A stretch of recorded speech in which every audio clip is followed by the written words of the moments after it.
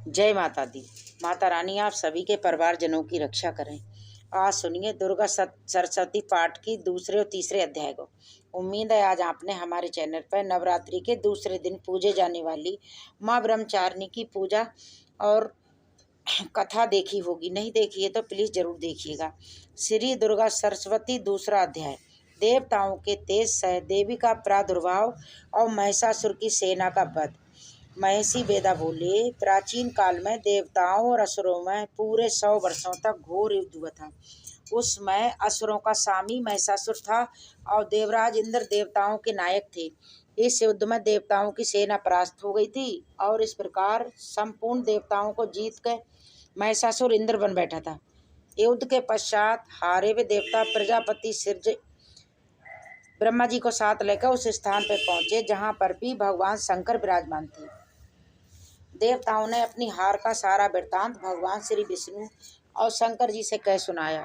वे कहने लगे, हे प्रभु, महिषासुर सूर्य, इंद्र, अग्नि, वायु, चंद्रमा, यम, वरुण तथा अन्य देवताओं के सब अधिकार छीन के सबका दाता बन बैठा है। उसने समस्त देवताओं को स्वर्ग से निकाल दिया है। वो मनुष्यों की तरह पृथ्वी पर विचर रहे हैं। दैत्यों की सारी करतूत हमने आपको सुना दी है और आपकी शरण में इसलिए आए हैं कि आप उनके वध का कोई उपाय सोचें। देवताओं की बातें सुनकर भगवान श्री विष्णु और शंकर जी को उन दैत्यों पर बड़ा गुस्सा आया। उनकी भुएं तन गईं और आंखें लाल हो गईं। गुस्से में भरे हुए भगवान विष्णु के मुख से बड़ा भारी तेज निकला और उसी प्रकार का तेज भगवान शंकर, ब्रह्मा और इंद्र आदि दूसरे देवताओं के मुख से प्रकट हुआ। फिर वो सारा तेज एक में मिल गया और तेज का पुंज वो ऐसा दिखता था जैसे कि जर्जर महापर्वत हो। देवताओं ने देखा कि उस पर्वत की ज्वाला चारों ओर फैली हुई थी और देवताओं के शरीर से प्रकट हुए तेज की किसी अन्य तेज से तुलना नहीं हो सकती थी। एक स्थान पर इकट्ठा होने पर वो तेज एक देवी के रूप में परिवर्तित हो गया और अपने प्रकाश से तीनों लोकों में व्याप्त जान पड़ा। वो भगवान शंकर का तेज था। उससे देवी का मुख प्रकट हुआ। यमराज के तेज से उसके सिर के बाल बने। भगवान श्री विष्णु के तेज से उसकी भुजाएं बनी।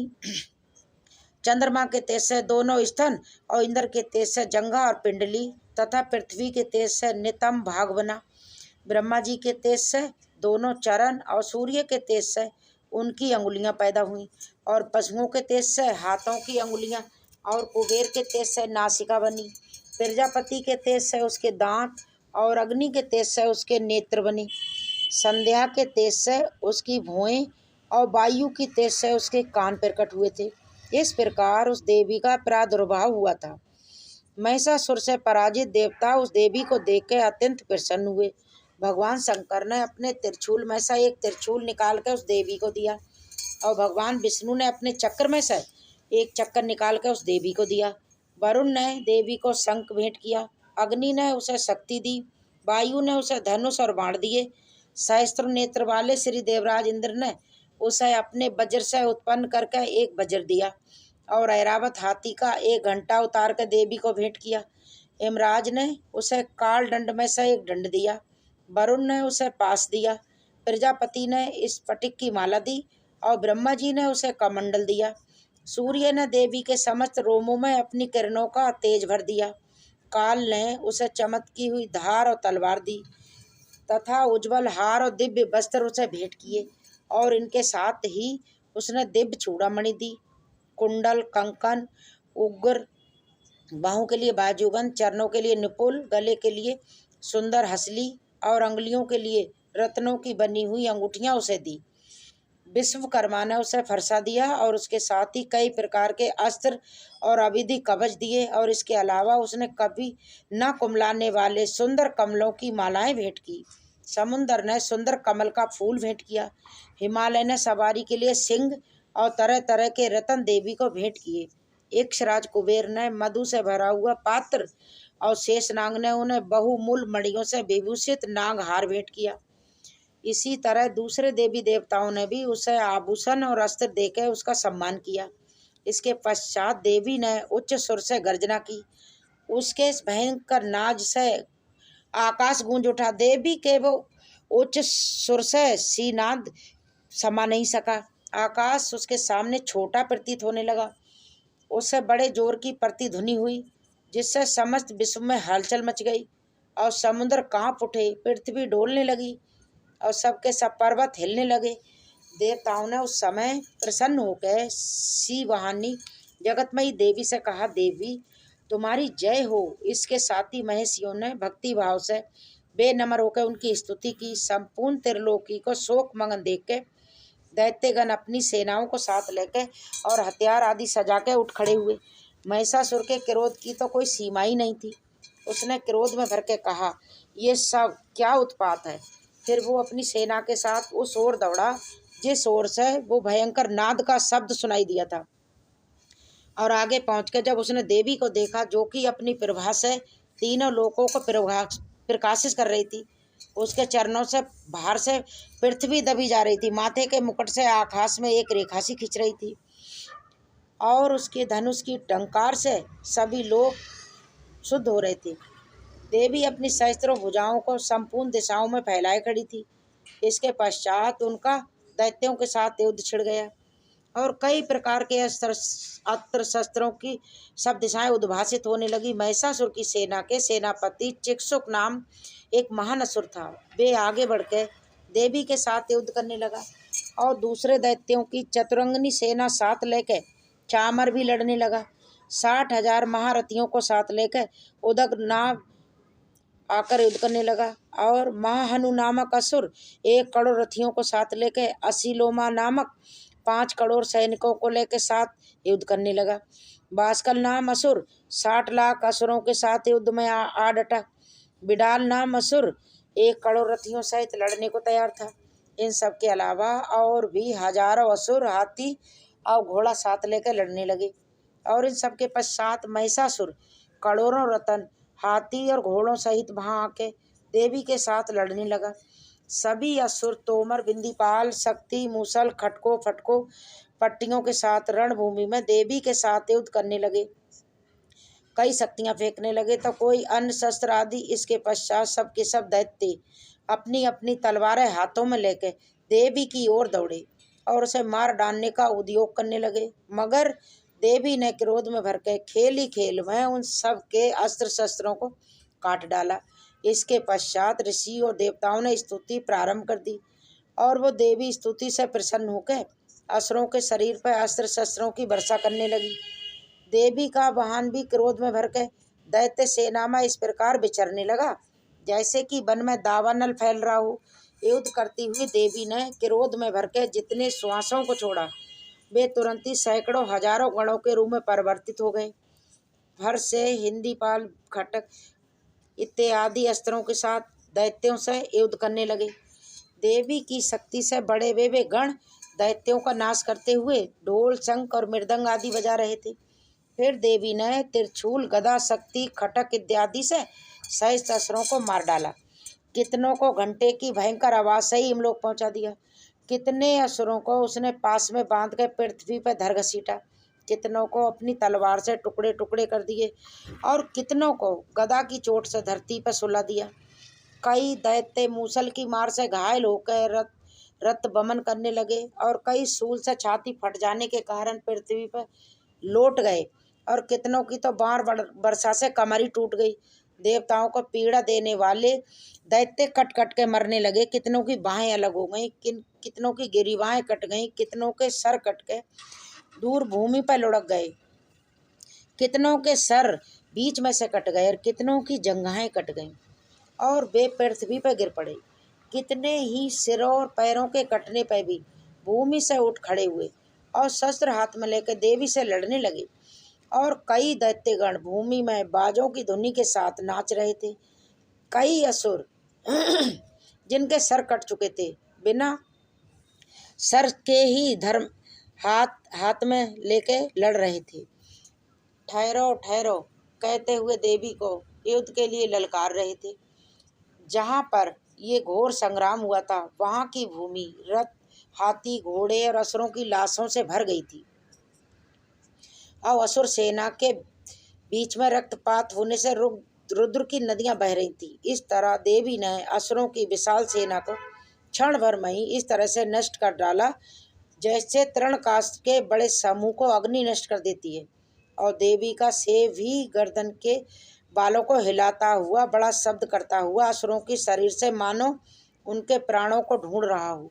वहां देवी के गणों ने जब दैत्यों के साथ युद्ध किया तो देवताओं ने प्रसन्न होकर आकाश से उन पर पुष्प वर्षा की। श्री दुर्गा सती, तीसरा अध्याय। सेनापतियों सहित महिषासुर का वध। महर्षि वेदा ने कहा, महिषासुर की सेना नष्ट होती देख के उस सेना का सेनापति चिक्षुर क्रोध में भरकर देवी के साथ युद्ध करने के लिए आगे बढ़ा। वो देवी पर इस प्रकार बाणों की वर्षा करने लगा मानो सुमेरु पर्वत पानी की धार बरसा रहा हो। इस प्रकार देवी ने अपने बाणों से उसके बाणों को काट डाला तथा उसके घोड़ों और सारथी को भी मार दिया। साथ ही उसके धनुष और उसके ऊंची ध्वजा को भी काट कर नीचे गिरा दिया। उसका धनुष कट जाने के पश्चात उसके शरीर के अंगों को भी अपने बाणों से बींध दिया। धनुष, घोड़ों और सारथी के नष्ट हो जाने पर वो असुर ढाल और तलवार लेकर देवी की तरफ आया। उसने अपनी तीक्ष्ण धार वाली तलवार से देवी के मस्तक पर प्रहार किया और बड़े वेग से देवी की बाईं भुजा पर वार कर दिया, किंतु देवी की बाईं भुजा को छूते ही उस दैत्य की तलवार टूटकर 2 टुकड़ों में बट गई। इससे दैत्य ने क्रोध में भरकर अब शूल हाथ में ले लिया और उसे भद्रकाली देवी की ओर फेंका।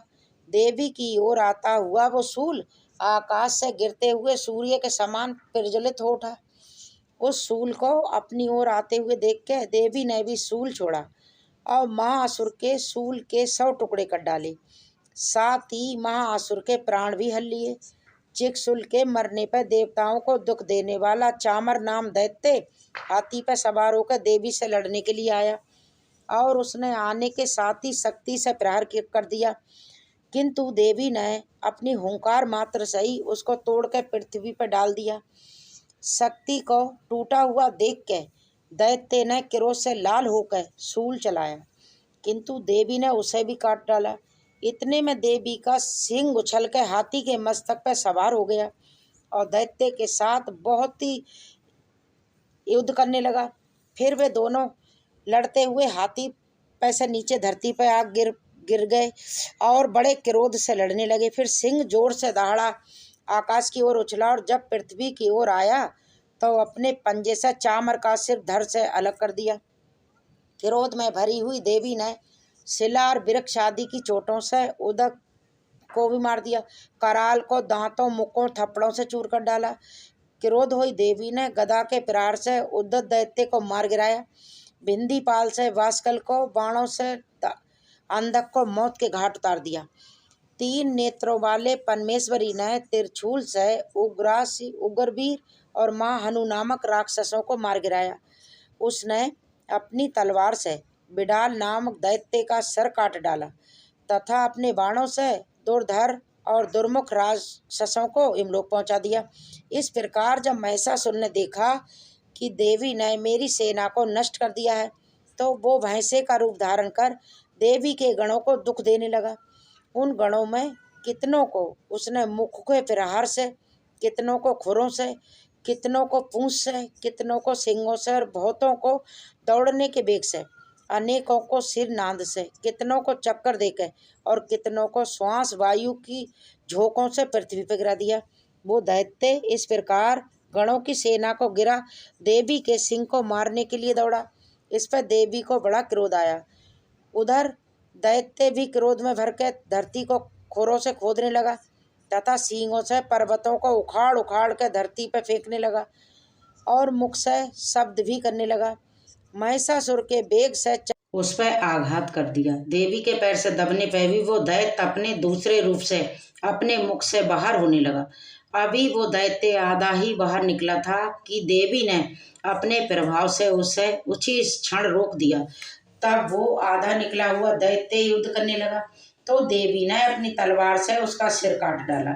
इसके पश्चात सारी राक्षस सेना हाहाकार करती हुई वहां से भाग खड़ी हुई और सब देवता अत्यंत प्रसन्न हुए तथा ऋषियों, महर्षियों सहित देवी की स्तुति करने लगी। गंधर्व राज गान करने और अप्सराएं नृत्य करने लगी। उम्मीद है आज का अध्याय आपको पसंद आया होगा। पृथ्वी शुद्ध होकर फटने लगी, उसकी पूंछ से टकरा कर समुद्र चारों ओर फैलने लगा। हिलते भी सिंहों के आघात से मेघ खंड खंड हो गए और श्वास से आकाश में उड़ते हुए पर्वतें फटने लगी। इस तरह क्रोध में भरे हुए राक्षस को देखकर देवी चंडिका को भी क्रोध आ गया और वो उसको मारने के लिए क्रोध में भर गई। देवी ने पास फेंककर दैत्य को बांध लिया और उसने बंध जाने पर दैत्य का रूप त्याग दिया और सिंह का रूप बना लिया।